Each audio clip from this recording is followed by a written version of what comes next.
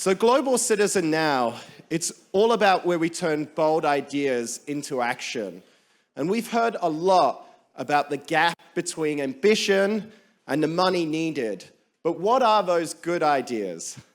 Well, to kick us all off, before we go into our next conversation, I want to invite one of the world's best experts when it comes to ideas on how we raise money from new sources beyond government. She's very well respected. And I want to ask each of you to please to join me here and share her idea.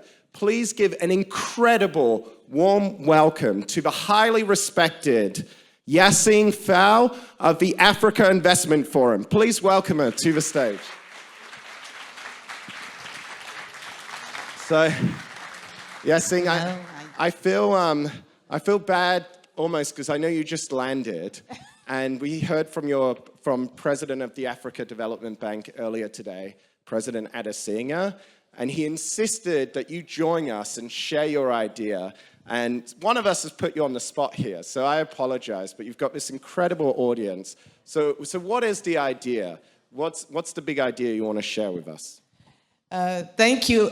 You heard when President Adesina was on stage that he is a he for she. So the idea is, ladies and gentlemen, invest in African women entrepreneurs. That's the best way.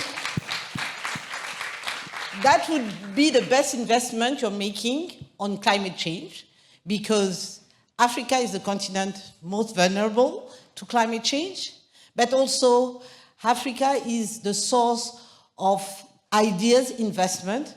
Remember, we had an African woman Nobel Prize, Wangari Maathai, who has started the discussion, at least at the global stage, on addressing environment challenges. And we have a plethora of young, bright, creative African women entrepreneurs, because their children, their communities are affected, that have started enterprises to address climate change. If you invest in those women, the impact at the global stage will be immediate. Wow. So you will help their children, education, health, and obviously, the impact in the African economies will be significant. 65% of agricultural workers on the continent are women.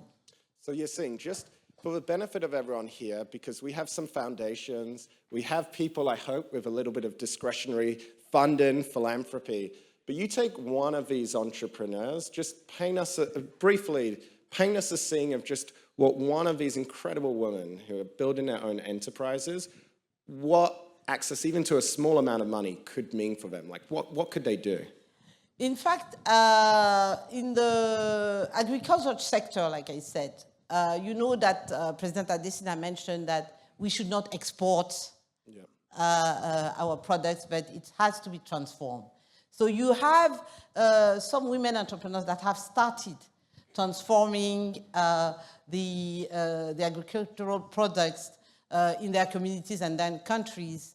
And by investing in those, enterprises, you can scale up the capacity of the country to change the narrative in their countries. I live in West Africa. Cocoa is a very important product. Ivory Coast, where I live, is the first exporter of cocoa in the world.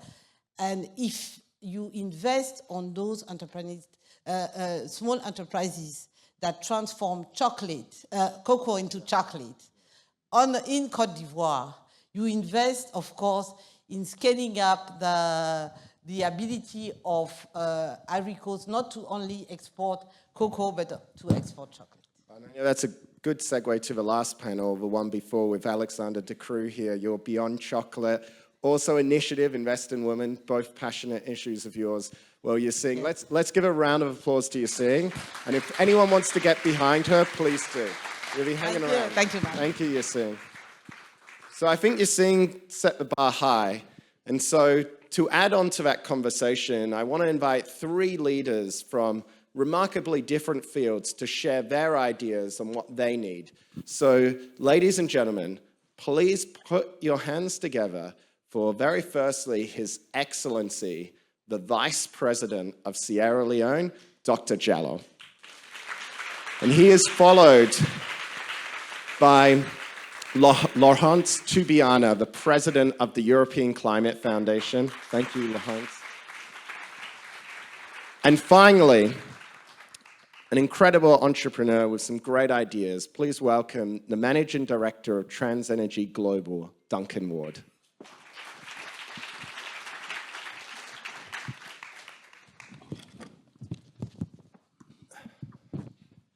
So, and I think Yacine set us up well, showed us how it's done. But, Excellency, Mr. Vice President, why don't we start with you? Because I know, listen, you were telling me earlier about how your country's been impacted by aid cuts, particularly in education, long a political priority of your president. But you are also doing some exciting things to raise money beyond government aid. And I know you've just launched into an exciting partnership with the actor Idris Elba, and we all know who he is. But why don't you show us a little bit about what you're doing differently and what your idea is to raise new forms of money? Well, thank you very much. First, today I think successive speakers before me have clearly stated that when you look at the global realities today, realities in terms of dwindling overseas development, realities in terms of debt distress for African countries like Sierra Leone, and then you ask a fundamental question, is that does overseas development aid is still a viable vehicle to drive development and growth? Maybe not to a large extent. If you look at the financing needs today, or let's say the financing gaps for countries like Sierra Leone to be able to meet their development needs, for us to be able to implement Agenda 2030 of the Sustainable Development Goals. And more importantly, for us to make very solid, concrete act in terms of the Paris Climate Agreement, then you realize that overseas development aid today is not enough. So what does that mean? It means we have to look inward. We have to be innovative, to be able to look inward to see how we can unlock domestic opportunities in the country.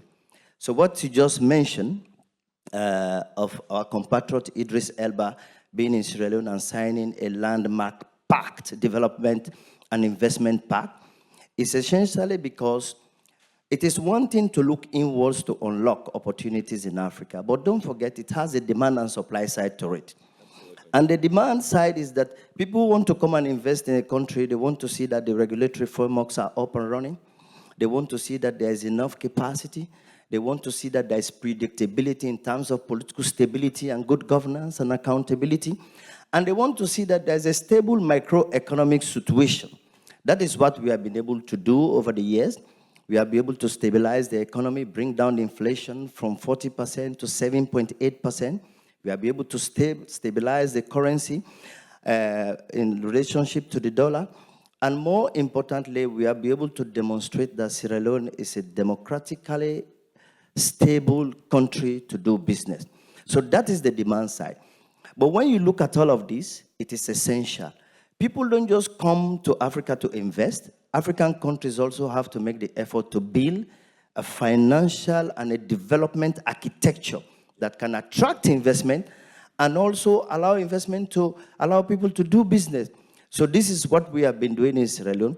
And if you look at the recent development investment pact for Idris Elba, it's an innovative tool because we realize that in Sierra Leone we have mineral resources, but we also have the service sector industry. So Idris Elba is coming into the service sector industry. We signed the compact. We have allocated an special economic zone to him with a special authority to manage and run that economic zone so that investment and revenue from that will be shared with government. So essentially, these are just some of the things we are doing. But like I said before, it has a demand and supply side. We have to do our own part before investors could come to Sierra Leone.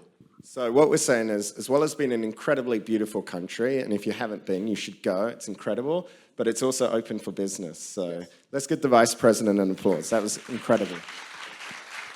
So Laurence, I would love to come to you next because, we've heard all these figures, billions, trillions, and so on, but you're here this week with a very specific initiative and an idea on how to raise new forms of money, and we're all eager to hear you share it. Thank you, and I'm happy to do difficult things. When we launched this idea that we need global solidarity levy in June 2023, I can tell everybody told me you will never get it. And this week, I think we can launch, at least for one sector, a capability of a coalition of willing of countries that would accept to tax the premium flight and the private jet to transfer that money to the people more in need. And you know that a simple implementation of the polluters pay principle. If I just take aviation, but we have many other ideas. Aviation is 4% of emission globally and rising. 1% of people at world level are using 50% of this emission. So it's really a transport for very rich people most of the time. And these people don't pay tax. When you are a nurse, a teacher, or a worker, in most countries, you pay your tax on your gasoline to go to work. But these very rich people, mostly rich people, don't pay tax because kerosene is absolutely with zero tax. And private jet. I don't know you, but I received advertisement to take a private jet for 50 kilometers. It's crazy. So the problem of inequality at world level, the concentration of wealth, is even now more, in a way, more so evident that we have to respond to that. So first, polluters pay principle, and that the people who pollute has to pay for the people who are most affected, and in particular, countries like in your region, because that's where the most impact of climate change is happening. Second, we have to be progressive. There is no reason that people really pay tax for all these public goods and not the wealthiest person. And by the way, at G20 last year in Brazil, that was an issue about how we can make these very rich people, the 1%, contribute really to the problem of the world. And when you do the accounting, a tax on this first class or business class could bring almost 80 billion a year if a sufficient number of countries were willing to do so. Second, if we have a tax on transaction on financial flows, which exists in many countries, we could raise another 100 billion. And what is the virtue of all this? No debt. It doesn't create debt. It's exactly it imposes on the people who can contribute the most to the benefit of those who suffer, and who is not creating debt, which is a massive problem of any system, financial system we are listening around. So we need public money because the other debt threat is so high. We can do a lot with private sector money, but we need public money because the world is not fair. And we need fairness in this world if we don't want all this conflict to explode. So that's the idea. I hope many countries would join this week. We have already, of course, Kenya, Barbados, and France who have sponsorship this effort. Your country has decided to join, and many other countries will see. And I hope this week we will say, by COP30, we will have a sufficient number of countries that would commit to do that thing which is progressive, fair, and efficient from rising revenue that we need absolutely desperately. Thank you. Thanks. So I want to come back in a second to the coalition of the willing you're building there. But Ducan, I want to bring you in. So Ducan is an entrepreneur. You build things. That's what you do. And you've got a pretty bold new idea that we've heard about just before at a lunch. But would you like to share it with everyone? Yes, of course. Thanks, Mick. First of all, buenas tardes, ¿cómo estás, Sevilla? Me llamo Ducan, mucho gusto. Sevilla es muy bonito. Muchas gracias. Such a beautiful language. So, look, we've been working hard for 2 years now on a company called Transenergy Global, based out of Singapore, subsidiary out of South Africa. And our vision is about accelerating the energy transition. How we do that is we've developed the first of its kind coal abatement methodology. So a scientific methodology that allows us to acquire coal assets, coal reserves that are economically viable, that are in close proximity to power stations, that are in close proximity to railways that have capacity to export this. We acquire the land and we acquire the mineral rights. Then, depending on the jurisdiction or the country, South Africa, my country, the first one, we would then use the legal mechanisms to lock it up for 100 years. You can't mine there for 100 years. So that's the first part, coal abatement. Now, for every ton of coal that has combustion, there is about 2 tons of carbon that is being emitted into the atmosphere.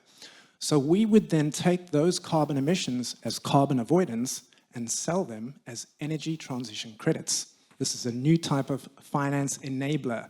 By unlocking finance that we can then reinvest 20% of our profits to start off with for the first 3 years and then scale to 40% of profits, where we're investing into renewable energies in countries, the first country, South Africa, to start, solar, wind, biogas facilities, depending on what the local requirements are.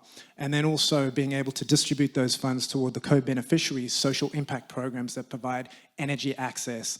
You know, there's a lot of shanty towns and people living in poverty and without energy in South Africa. So coming up with new innovative ways, collaborating with our government to be able to give access to that energy is vital.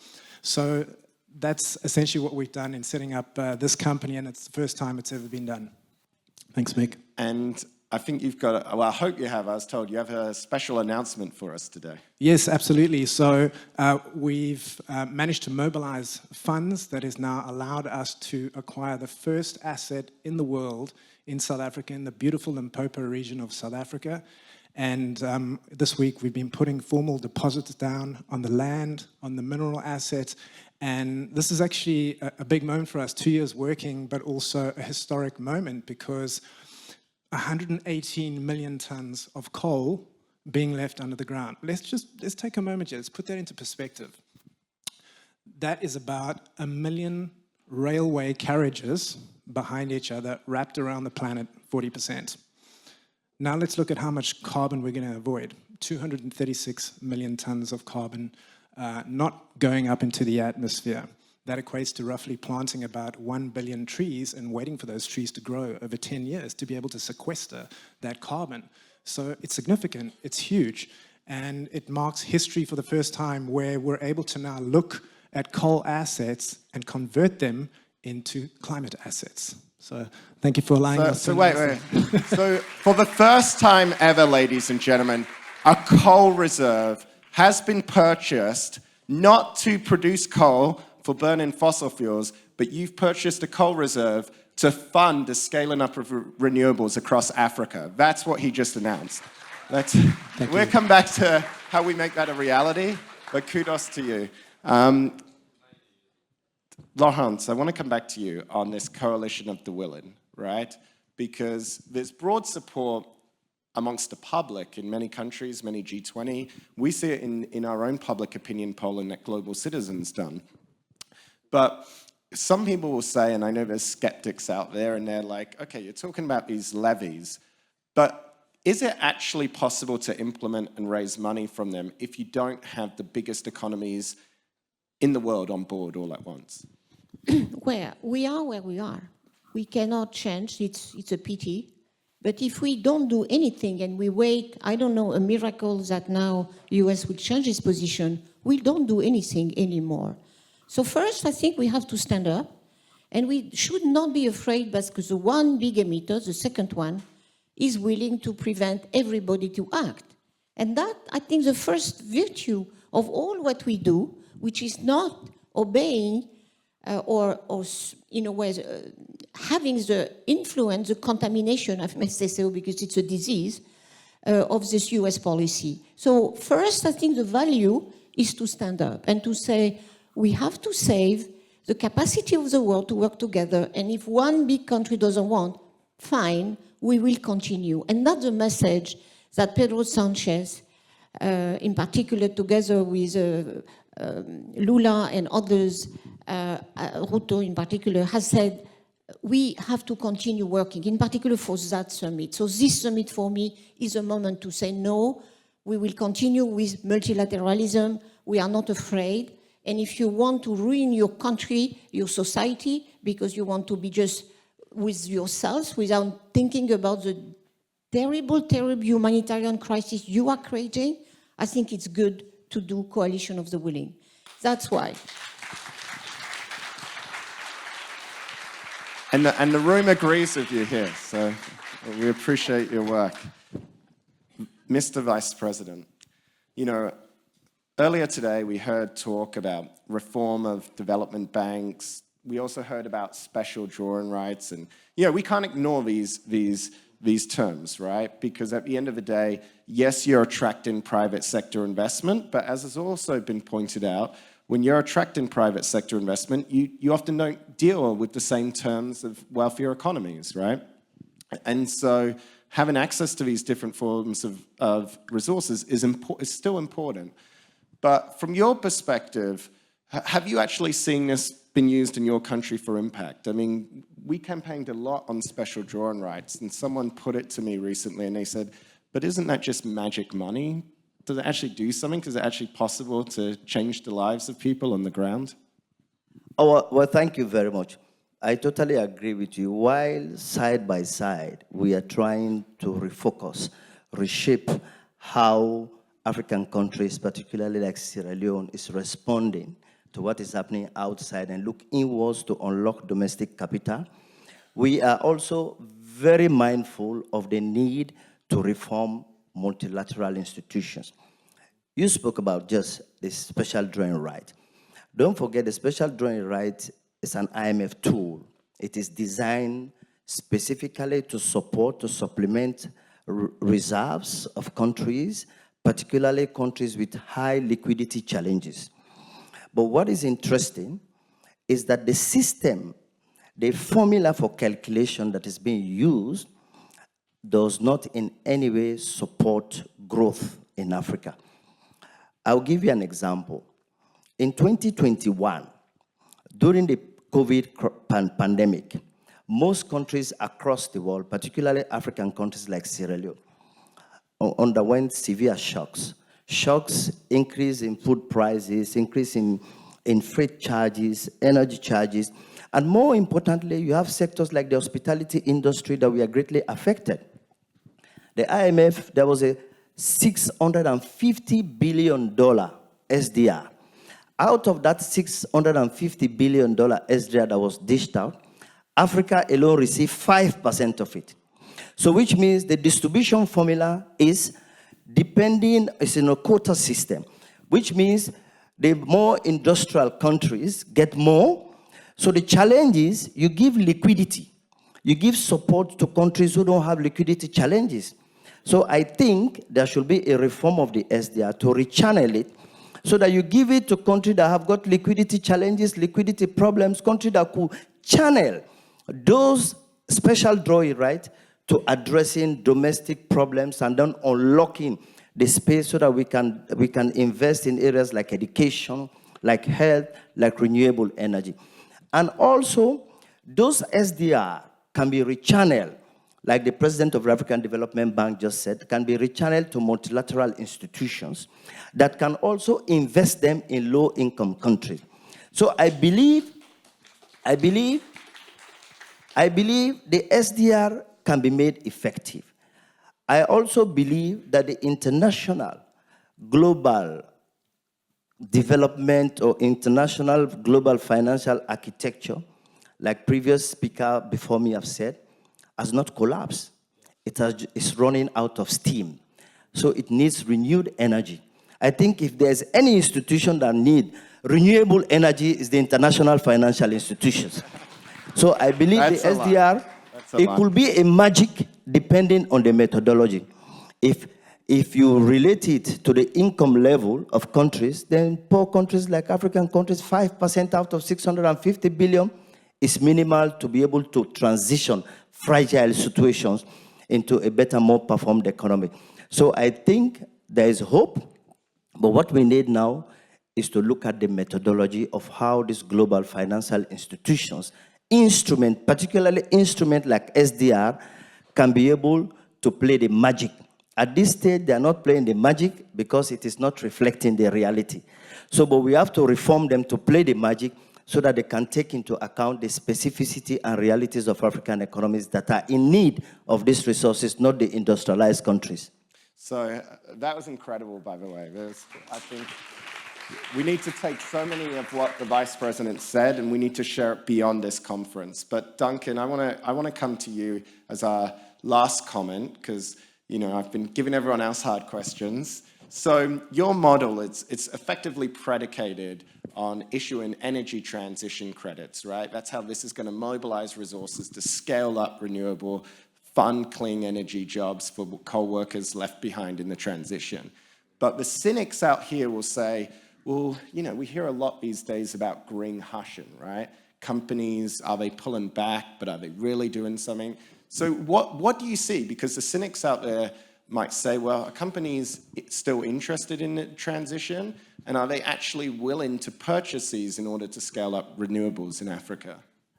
Thanks for the question. So, look, the carbon sector has been going for 20 to 30 years. You've got the voluntary carbon markets, and then you've got the compliance markets.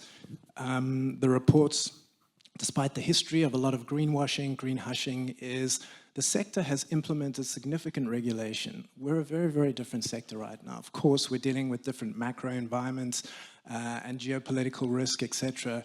But I think a lot of companies intend to decarbonize and intend to offset by utilizing carbon credits until they decarbonize. However, I think a lot of them are on the fence. But in saying that, if you look at the 10 biggest brands in the world right now, they are all buying carbon credits, and they are also decarbonizing. That sends a signal to the market.